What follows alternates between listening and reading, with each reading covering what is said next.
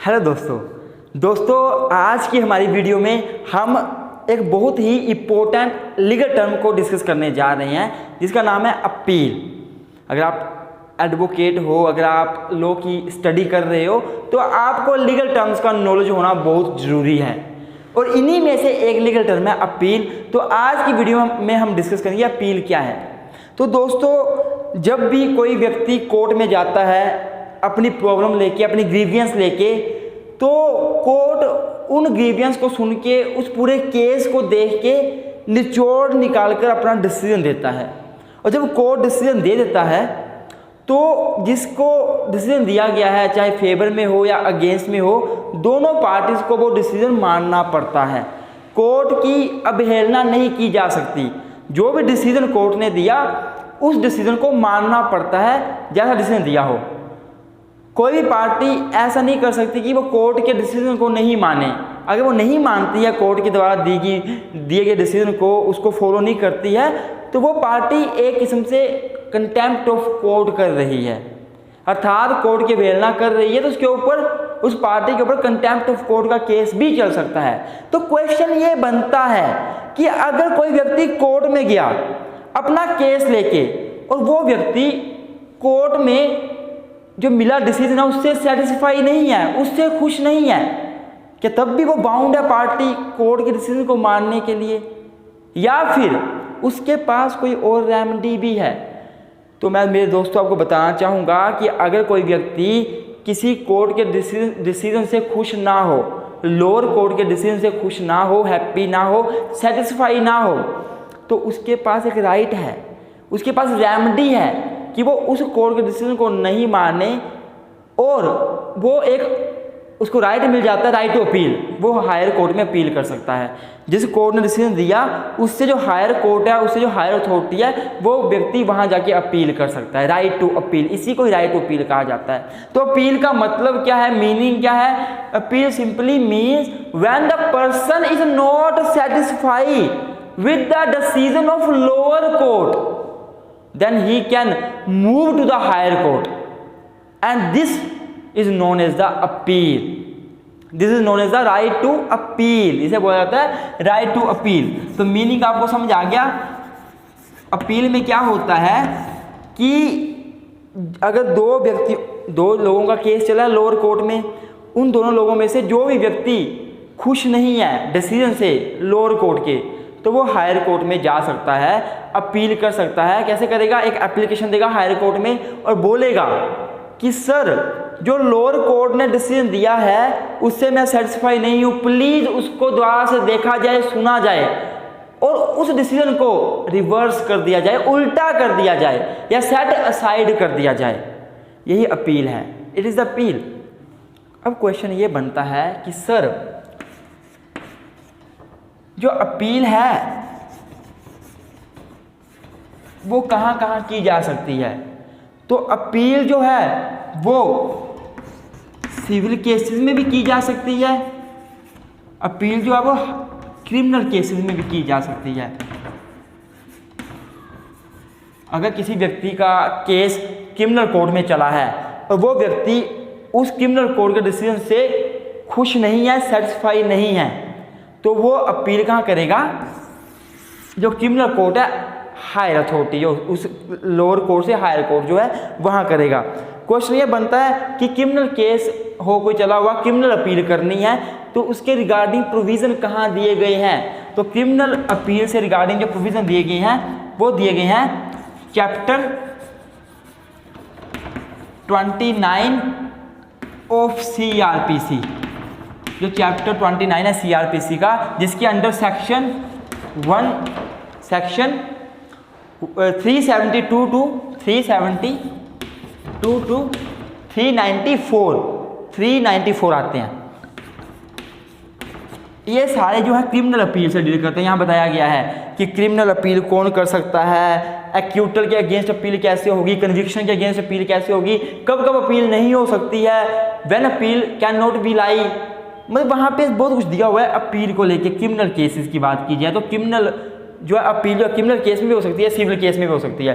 अगर criminal case की बात की जाए तो सीआरपीसी में चैप्टर 29 है, सेक्शन 372 से 394 तक है। ये सारे के सारे जो सेक्शन है वो क्रिमिनल अपील से डील करते हैं, कब अपील की जा सकती है, कब नहीं की जा सकती है, टाइम पीरियड क्या है, एक्यूटर के केस में कैसे की जाएगी, कन्विक्शन के केस में कैसे की जाएगी, सारा कुछ लिखा हुआ है।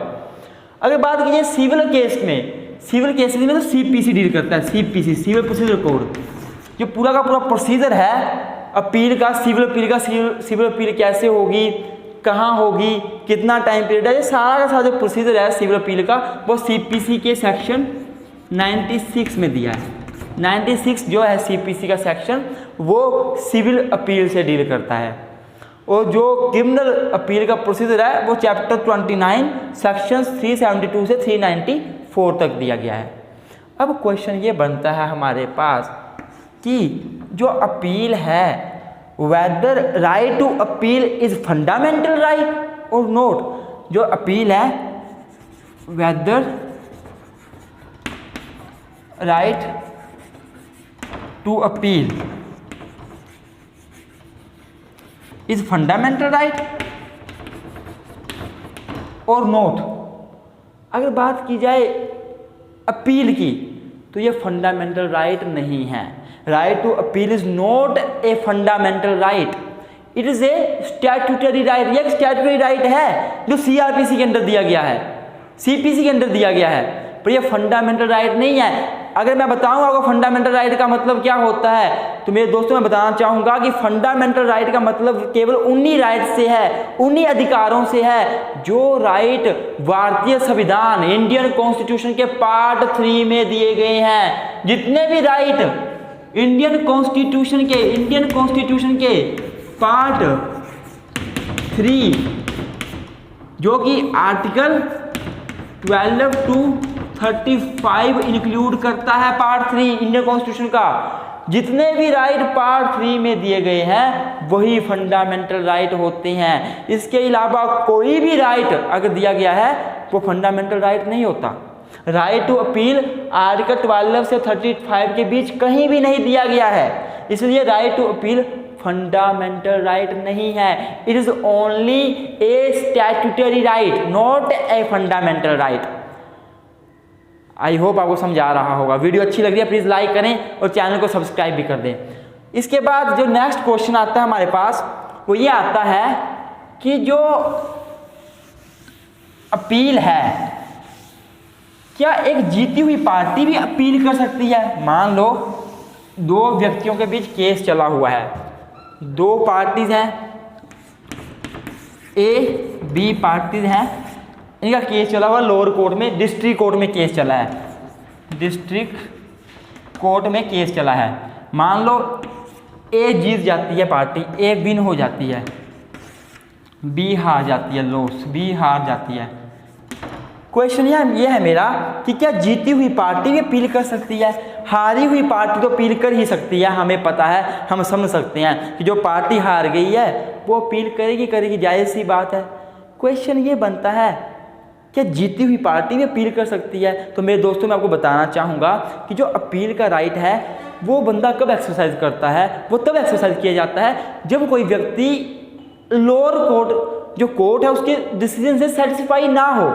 अब सेटिस्फाई ना होने का मतलब है कि एक जीती हुई पार्टी भी लोअर कोर्ट के डिसीजन से सेटिस्फाई नहीं हो सकती और एक हारी हुई पार्टी तो कभी सेटिस्फाई होगी ही नहीं।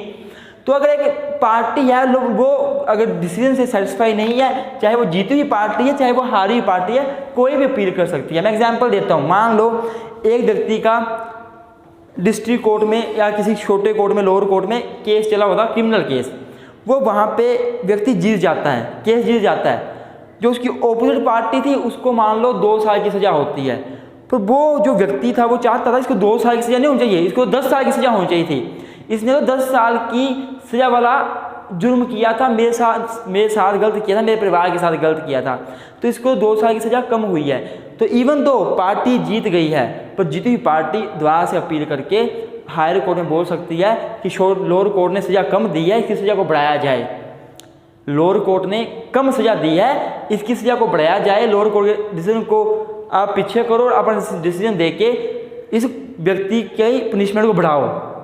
वैसे ही कंपनसेशन के केस में भी हो सकता है, एक पार्टी है वो जीत गई है, उसको मान लो 5 लाख रुपए कंपनसेशन मिला लोअर कोर्ट से, तो वो 5 लाख से सेटिस्फाई नहीं है, उसको चाहिए कि वो और ज़्यादा कंपनसेशन ले, उसे 5 लाख नहीं बल्कि उसको 20 लाख मिलना चाहिए था।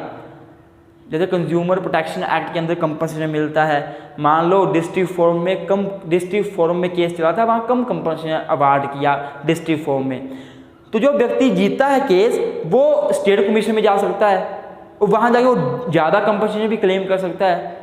वैसे ही स्टेट कमीशन के डिसीजन से नहीं है सेटिस्फाई तो नेशनल कमीशन के पास जा सकता है, वहाँ जाके ज़्यादा कंपनसेशन क्लेम कर सकता है। तो मतलब ये हुआ कि जो राइट टू अपील है ना, वो जो पार्टी हारी है वो भी एक्सरसाइज कर सकती है, जो पार्टी जीती है वो भी कर सकती है।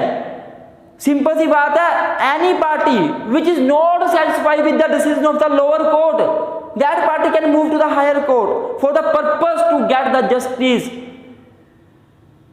The purpose can be either to reverse the decision of the lower court or to renovate the decision, modify the decision of the lower court। या तो पूरा का पूरा एडवर्स कर दो। अब हारी हुई पार्टी है वो सुप्रीम कोर्ट में जाएगी या हायर कोर्ट में जाएगी, कहीं वो बोलेगी मुझे जिताओ, रिवर्स करो डिसीजन हायर लोअर कोर्ट का। जीती पार्टी को कुछ मॉडिफिकेशन चाहिए, कई बार तो हारी हुई पार्टी भी जो है वो इवन डिसीजन को रिवर्स नहीं करना चाहती, वो अपनी पनिशमेंट कम करवाना चाहती है, मतलब कोई भी चेंज लाना तो वो कर सकती है। जो भी पार्टी सेटिस्फाई ना हो वो जा सकती है हायर कोर्ट में। अब क्वेश्चन ये बनता है कि इसमें पार्टीज कौन कौन सी होती है। जो पार्टीज हैं अपील में, अपील की बात की जाए उसमें पार्टीज कौन कौन सी हो सकती हैं, तो इसमें 2 पार्टीज होती हैं। एक अपीलेंट, जो अपील कर रहा है उसको बोलेंगे अपीलेंट, और जो कोर्ट होगा जहां अपील की जा रही है उसको बोलते हैं अपीलेंट कोर्ट, उसको अपीलेंट कोर्ट बोला जाता है। मैं आपको लिख देता हूं यहां पे कि क्या क्या होता है। अगर बात की जाए कोर्ट की, जो पर्सन फाइल कर रहा है अपील उसको बोलेंगे अपीलेंट, अपीलेंट। जो फाइल कर रहा है अपील उसको बोलेंगे अपीलेंट, ठीक है, ये होगा अपीलेंट। जो कोर्ट है उसको बोलेंगे appellate court, appellate court, court को बोलेंगे, कोर्ट का नाम होगा appellate court, appellate APE, appellate court. जिसके अगेंस्ट अपील की जाएगी उसको बोलेंगे रेस्पोंडेंट, रेस्पोंडेंट बन जाएगा। आई होप आपको वीडियो अच्छी लगी हो। वीडियो अच्छी लगी है प्लीज़ लाइक करें। हमने बहुत कुछ डिस्कस किया, अपील क्या होती है, अपील में फंडामेंटल राइट किसको है या नहीं है, राइट कौन सा है ये, उसके बाद कौन अपील कर सकता है कौन नहीं कर सकता, जीती हुई पार्टी हारी हुई पार्टी, सारी बातें डिस्कस कर ली हमने, पार्टीज के बारे में डिस्कस कर लिया। अगर वीडियो अच्छी लगी है प्लीज़ लाइक करें, चैनल को सब्सक्राइब करें और जितना हो सके वीडियो को शेयर करें। Thank you so much. और अपना ध्यान रखें, कोविड के टाइम पे अपने आप को सेफ रखें, अपना बचाव करें। Thank you so much.